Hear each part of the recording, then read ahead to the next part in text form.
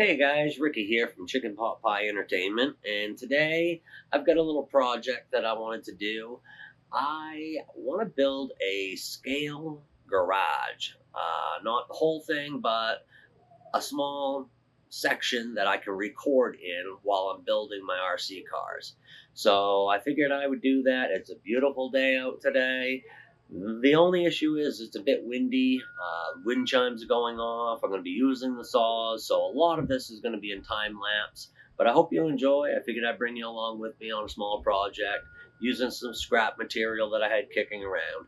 All right, here we go.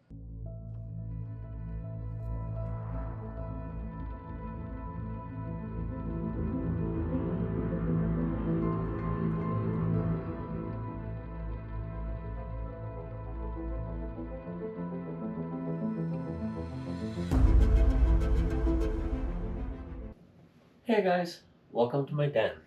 This is where I do all of my projects that are small and that I want to do inside while it's cold outside. So I don't have as much stuff in here as what I have in my garage or at my shop, but it does the trick for me. It keeps me busy.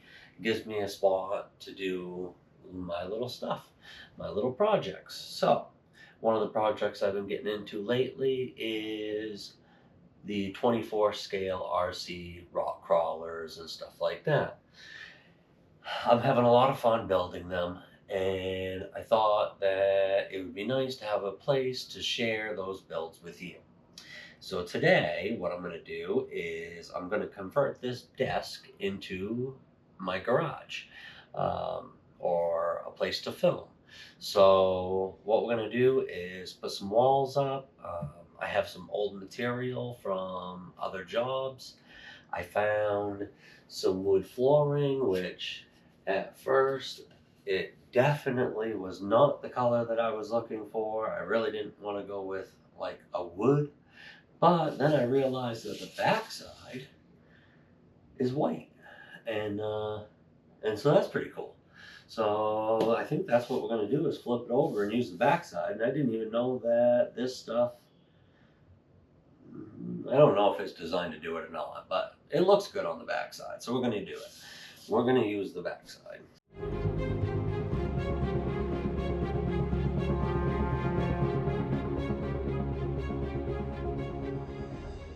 So we're going to start with that. We'll lay that right over the top. I'm thinking that I'll probably just put a couple of strips of two-sided sticky tape.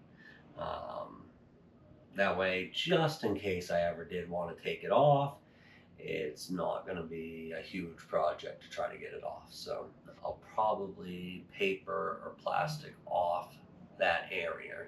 So that way when I'm building this, the walls, I don't get any glue on the new floor. So the other product that I have is this wall.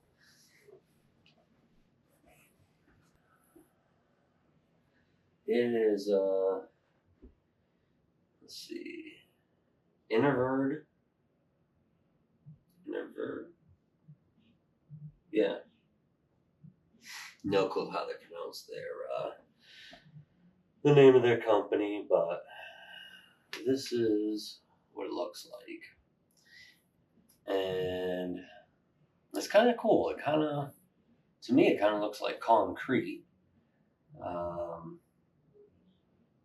It's been, weathered a little bit, not too far. I don't know. I think it's gonna be cool. I think it could be a pretty cool look. It's gonna be a little weird because I am putting the framing behind it, so we're gonna kind of act like it's a timber frame building, but these walls are gonna almost make it look like a concrete building. So. And then I debated whether or not maybe use that on the floor instead. And then I could do something else on the walls. But this material is pretty thin. Yeah, it's really thin. And I think it's got like an adhesive backer or something on it. I don't know, but it's really thin, and I just don't think it'll hold up well on on a work table. Um, Nice thing about the snap lock flooring stuff is if something happens and I drill a hole down through it, popping off a couple of pieces to get to that one, popping it out, and putting a new one in won't be that hard. So I think I'm going to stick with my original idea. And then I was kind of thinking with like 2 foot walls, which I believe if I stand these, that's right there. So that should work out good by the time I put bottom plate, top plate. Um, yeah, was for like a shower. And then it's going to be white on white, which I normally don't do. I normally don't recommend doing like a white on white. But I'm thinking where it's going to be a background and that the main focus is going to be building the actual RC cars and the small parts that are involved. Plus, I'm going to have some scale products and different stuff inside there. I'll probably do some signs and a tire changing machine and some other stuff that I can 3D print. Probably do maybe some mini shelving with some tire racks, and there'll be a whole bunch of stuff. But yeah, all right. Change plans. I wasn't going to use this for flooring, but I am going to now. So right from the beginning, I knew it had that concrete look, which is kind of cool. I haven't quite decided which direction I want to lay it yet. But the reason I ended up switching is on these flooring, when you put it together this way, it's seamless. And so I was thinking the back was going to look the same way, but it doesn't. It's going to seam. I'm going to bring that a little bit closer so you can kind of see what I'm talking about here. It's almost like a tongue and groove seam, which doesn't look bad, but it doesn't look good for flooring. What I'm thinking about doing is taking this out to the saw, putting my saw at like a 45 degree and come into it just a little bit, and maybe every inch score down it and stand it upright like this, and then it'll almost look like maybe either tongue and groove with a whitewash or board and batten. I'm not exactly 100% sure what I'm going to do from there, but I think cutting a small groove to match that one all the way down it in rows is going to be my best bet.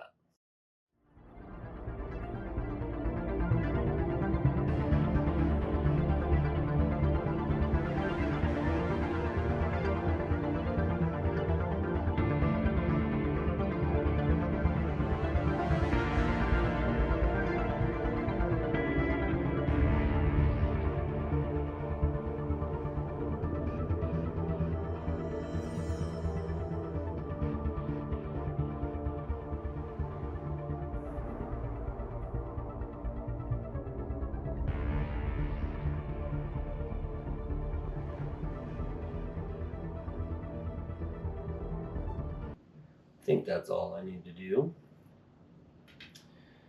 I think that'll work. I'll probably I got this switch back here, and I was thinking about doing like a barn door or something up at the top that kind of slides open and closed to get to the switch.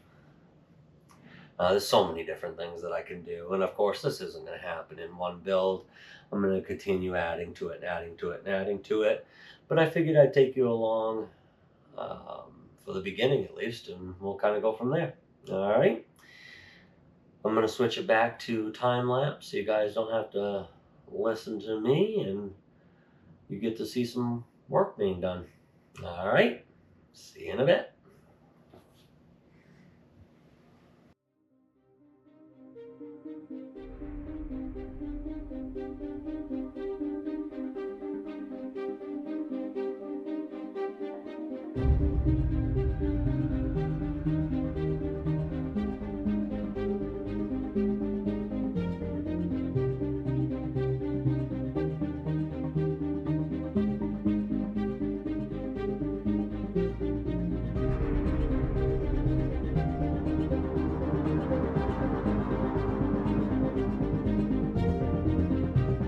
Hello, and welcome back. So, yesterday I spent most of the day trying to figure out the floor. I had planned on using that flooring material upside down, and come to find out, it didn't work out nearly as good as I was hoping. There was a seam, and it just wasn't going to look right. So I ended up taking the material that I thought I was going to use for the walls and started messing around with the placement and seeing exactly how I wanted to lay it out, and I got it. I love it. It came out perfect. It's beautiful. It wasn't exactly what I was thinking from the beginning, but that's how these projects go. So now that the flooring's done, I'm very happy with that. I'm gonna start playing around with some walls. Um, I'm probably going overboard with the walls. Technically, this wall, I I could just glue something to it, and then figure out the other ones after. But I go overboard with everything. So I'm going to build it like I would build a house. I've got my framing. I don't know, scale 2 by 6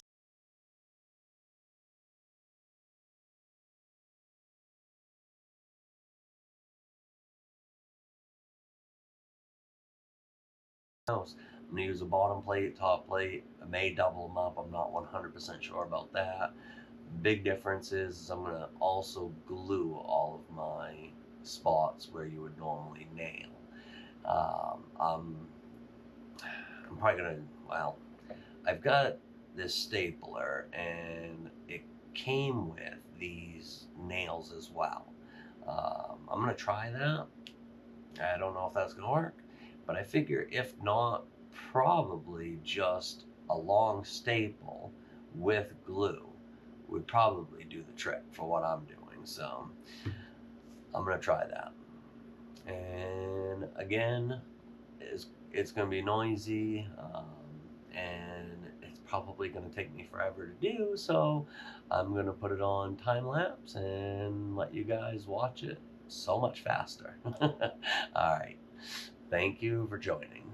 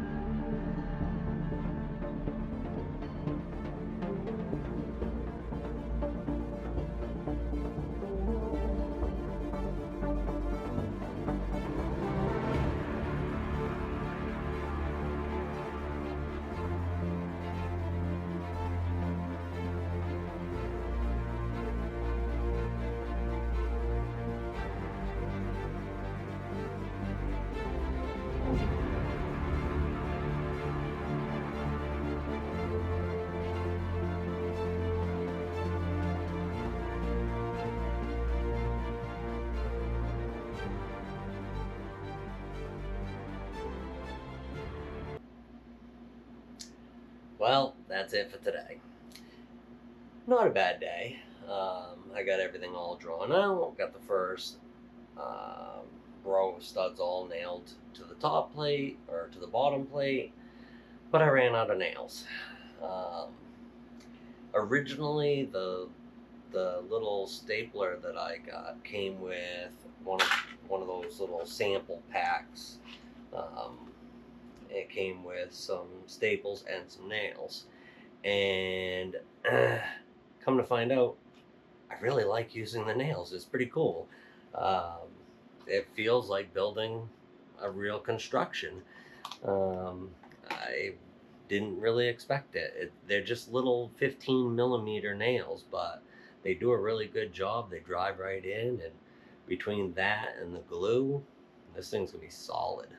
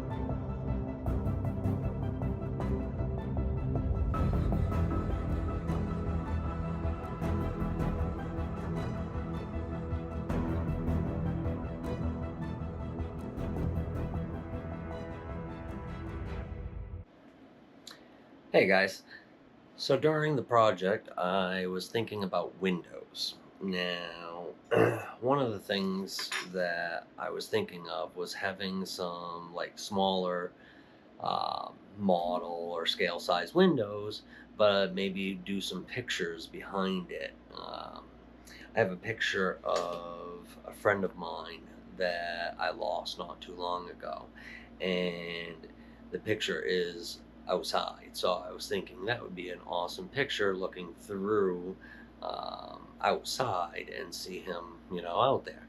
So my wife had some glass on um, one of the things that she had, a knick-knack thing or whatever, and she didn't like it. She wanted to throw it away, but she asked me if I wanted to keep the glass. And I said, of course I do. Now, problem is obviously this glass is too big. So I need to cut the glass. And I was thinking, how am I going to do that? Well, there's a couple different ways, and I figured if I'm going to try it out, might as well try it out with you. Alright, let's try this. Alright. This is the piece I'm going to try to cut real quick. And what I'm thinking is, I don't want the whole thing. I'm thinking something kind of like that. So about half the glass. So let's get this lined up where I'm thinking.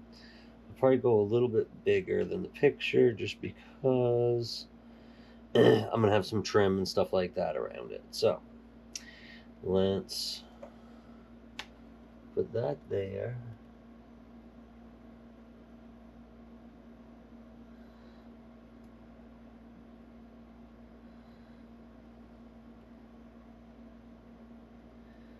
Hold down tight on that. And then I was looking around for something to kind of score the glass, and I found one of the zip it bits for cutting wood and nails and metal. So titanium, I don't know.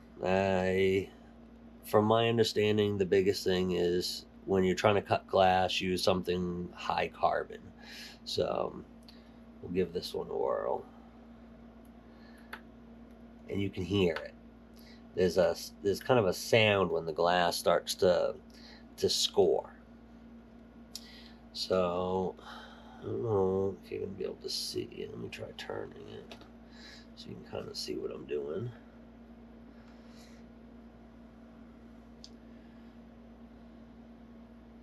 All I'm doing is kind of pushing down on that, taking my blade,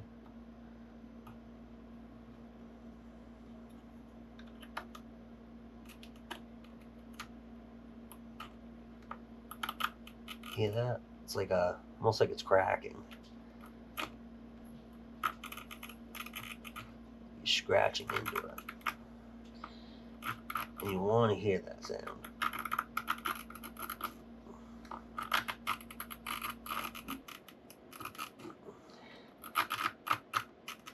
When it starts making it, you can just start over.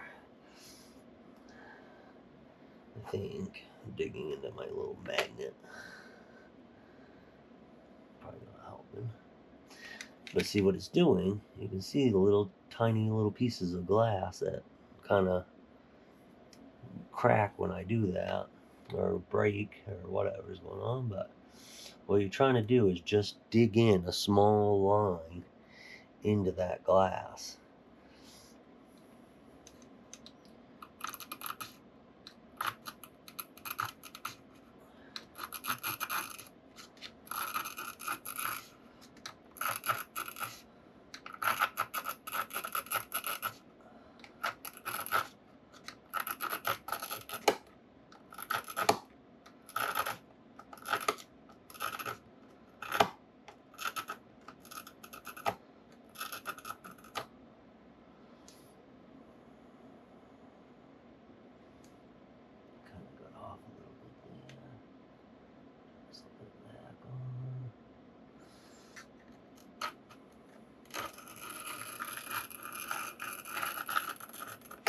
That's pretty good sound. So that's all I was doing, just kind of using one of the oscillating blades and trying to kind of scratch a line into that. And if you wipe off the residue, you can see that it literally scratched a line into it. Now that you have the line, you can just set that on something flat, put something with a little bit of weight to it on top of it to hold it. I'm not sure what was going on there, but I'm glad it beeped, because you would have missed out on the breaking of the glass. So yeah, just trying to stick it past the table a little bit. When I say sticking it past the table, it's that line that we scored into it. Kind of want to line that up. I don't know, maybe a eighth of an inch past your hard surface, and then you just grab it and push down real quick.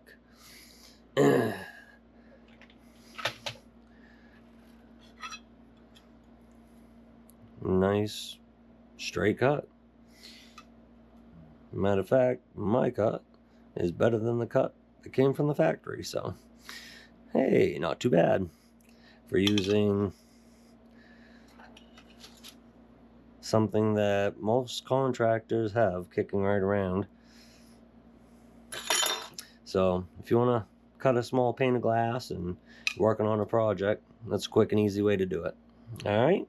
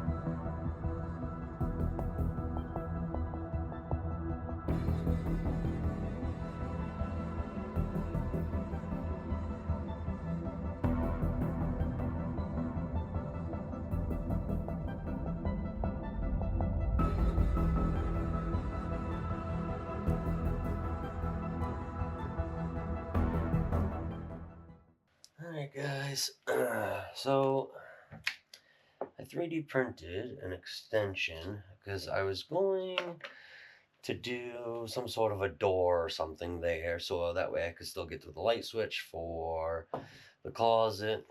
But all the doors that I looked at, I really just wasn't a fan.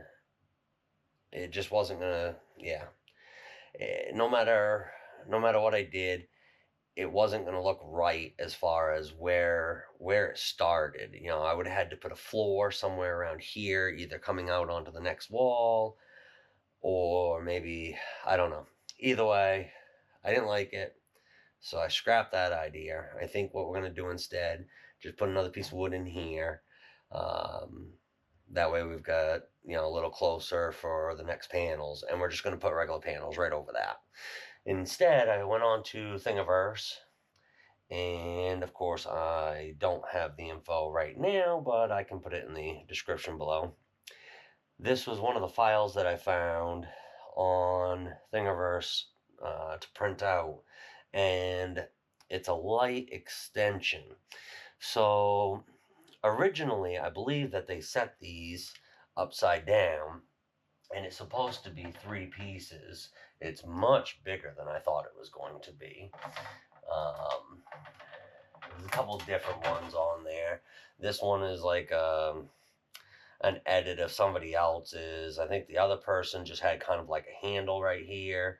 Next person added this extension and then added like a loop. And I think what it's made for is for children, so they could turn the light switch on and off from the ground. Yeah, and I liked that idea only for the reason that at first I didn't realize quite how big it was, but by being kind of modular like that, I printed out a couple of these extensions, and that way I could get any length that I wanted. You know what I mean? I could, and of course, we're going the opposite direction though. We're coming up with it. So that gets us way beyond our height. Matter of fact, this extra one I really don't need. And then I'm not really a fan of the loop. I understand it for kids, for small children, grabbing it, turning it on and off, whatever. For me, I don't like it. I don't like it at all. I think it looks goofy for what I'm trying to do. So I'm going to modify this somehow. This gets us right up.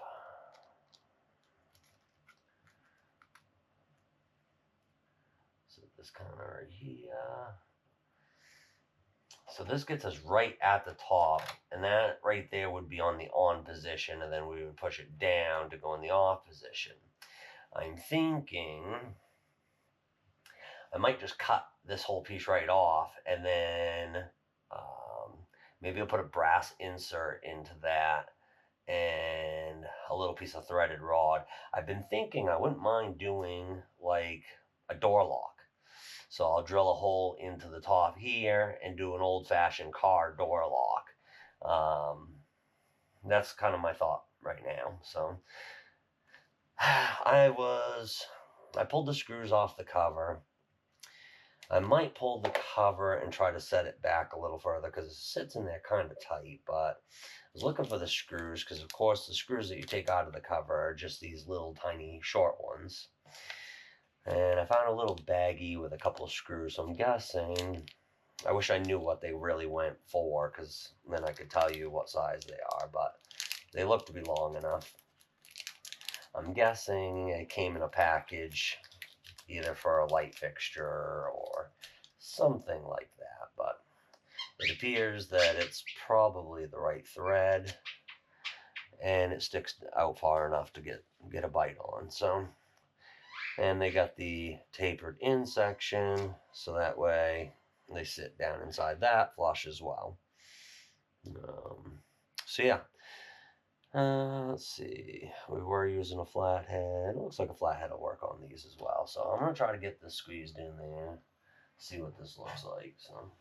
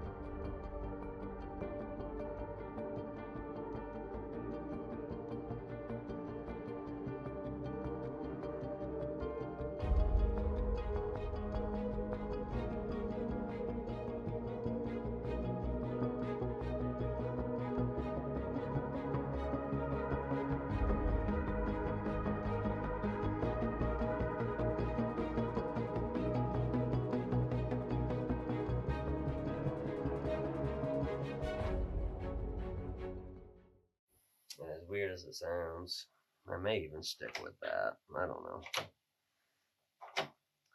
It works really good.